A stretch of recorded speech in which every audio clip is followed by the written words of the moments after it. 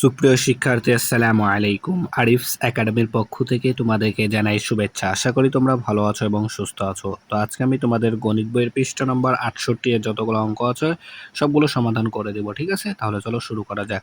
তো আজকের এই ক্লাসে আমরা শিখব সাধারণ ভগ্নাংশে কিভাবে রূপান্তর করা যায়, অর্থাৎ দশমিক ভগ্নাংশ থেকে সাধারণ ভগ্নাংশে রূপান্তর কিভাবে করতে হয়, ঠিক আছে? তো আমরা এটা সমাধান করব আজকে। তো দেখো বলছে এখানে প্রথমে এই লাইনটা একটু পড়ি। দেখো বলছে এখানে আমরা দশমাংশ, শতাংশ ও সহস্রাংশের ধারণা ব্যবহার করতে পারি।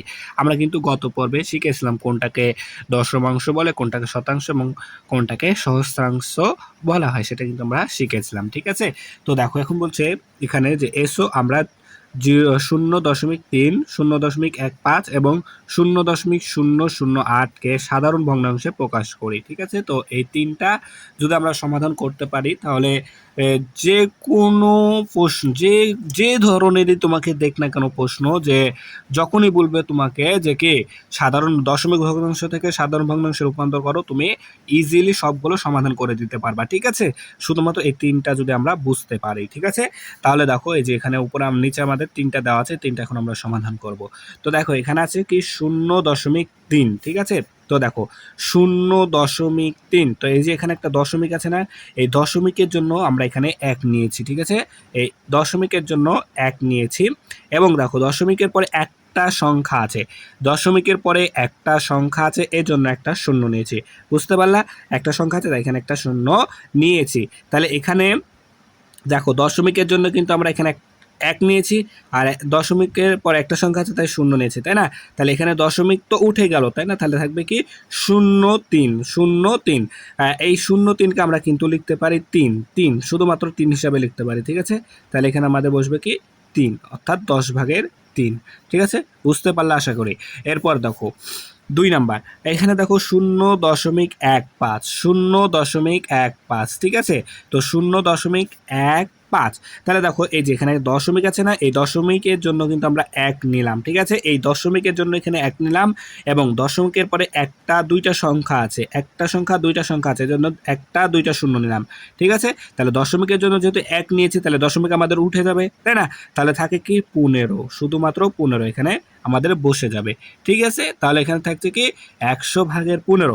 এটাকে আমরা আবার ছোট করতে পারি, লঘিষ্ঠ করতে পারি, কিন্তু দেখো যদি আমরা 15কে 5 দ্বারা ভাগ করি তাহলে থাকবে 3 থাকবে, আর 100কেও 5 দ্বারা ভাগ করলে থাকে 20, ঠিক আছে? তাহলে থাকছে আমাদের কি 20/3। বুঝতে পারলাম? এরপর দেখো তাহলে এখানে দেখো 0.008, 0.008 আছে। তাহলে এখানে দেখো দশমিক আছে, এই দশমিকের জন্য 1 নিলাম, ঠিক আছে? দশমিকের জন্য 1 নিলাম। এরপর দেখো দশমিকের পরে একটা দুইটা তিনটা সংখ্যা আছে, তাই একটা দুইটা তিনটা শূন্য নিয়ে নিলাম, ঠিক আছে? দশমিক আছে তাই 1 নিলাম, আর দশমিকের পরে তিনটা সংখ্যা আছে, এজন্য তিনটা শূন্য নিলাম। তাহলে 1 যেহেতু এখানে নিয়েছি তাহলে এই দশমিক উঠে গেল, তাহলে থাকলো কি 0.008, তাহলে 0.008 এটা থাকলো, তাই না? তো এই শূন্য, বামে শূন্য তো দাম নাই, তাহলে শুধু থাকে কি 8, তাই আমরা এখানে 8 নিতে পারি, ঠিক আছে?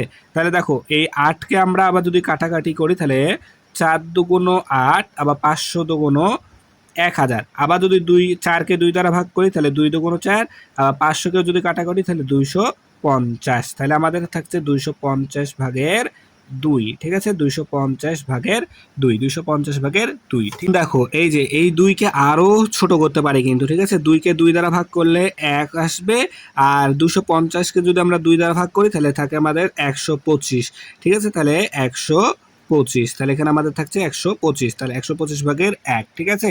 তাহলে এটার উত্তর 125/1। তাহলে এই তিনটা যদি আমরা বুঝতে পারি তাহলে যে কোনো ধরনের প্রশ্ন এখন আমরা কিন্তু সমাধান করতে পারবো, ঠিক আছে?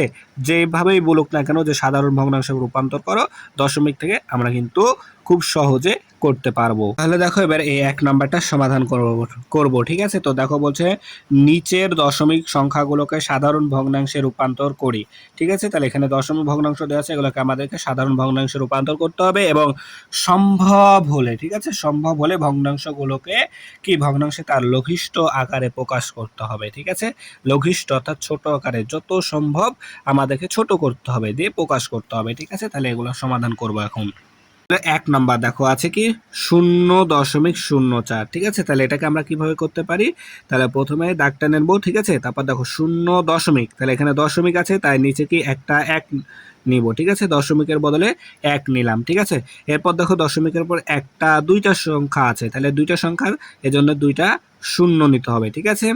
তারপরে দেখো তাহলে এখানে দশমিকের বদলে এক নিয়েছি, তাহলে এই দশমিক কি আমাদের উঠে যাবে, অর্থাৎ ভ্যানিশ হয়ে যাবে, তাই না।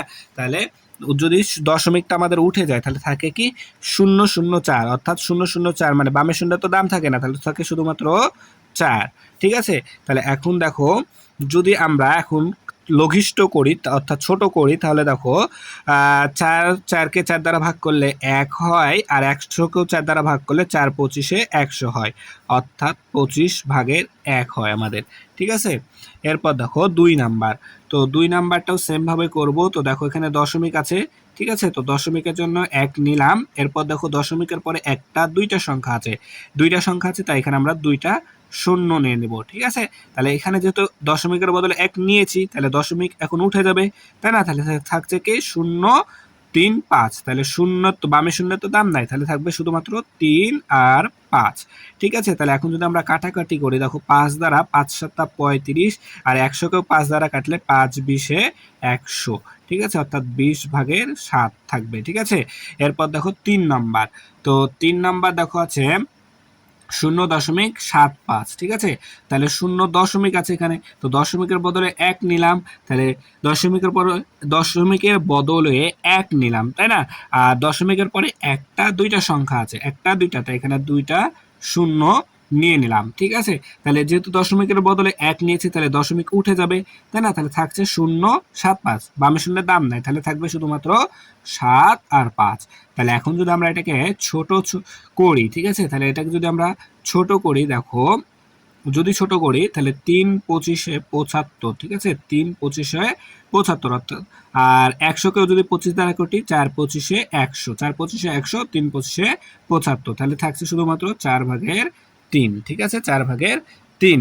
সেম ভাবে এখন দেখো যদি আমি এটা করি 0.25-কে, তাহলে দেখো এখানে দশমিক আছে, দশমিকের বদলে 1 নিলাম, ঠিক আছে। আর দশমিকের পরে একটা দুইটা সংখ্যা আছে, তাই এখানে আমরা দুইটা শূন্য নিয়ে নিলাম, ঠিক আছে। তাহলে দশমিকের বদলে 1 নিয়েছি, তাহলে এই দশমিকটা কি উঠে যাবে, তাই না। তাহলে থাকবে শুধুমাত্র কি 0.25, তাহলে 0.25 বামের শূন্যের তো দাম নাই, তাহলে থাকবে শুধুমাত্র 2.5, অর্থাৎ 25। তাহলে এখন যদি কাটাকাটি করি 25-এ 25, আর 4 25-এ 100, অর্থাৎ 4/1, ঠিক আছে। একবারে সহজ, কিন্তু এই টপিকটা কিন্তু একবারে সহজ, ঠিক আছে না। সাধারণ ভগ্নাংশে রূপান্তর কিভাবে করতে হয় একবারে কিন্তু সহজ, ঠিক আছে। তাহলে আশা করি তোমরা বুঝতে পারলা। তাহলে আজকে এই পর্যন্তই। ভিডিওটি ভালো লাগলে অবশ্যই লাইক কমেন্ট শেয়ার করতে ভুলবেন না, এবং পরবর্তী ভিডিও সবার আগে পেতে আমাদের চ্যানেলটি সাবস্ক্রাইব করে রাখো। আল্লাহ হাফেজ, আসসালামু আলাইকুম ওয়া রাহমাতুল্লাহ।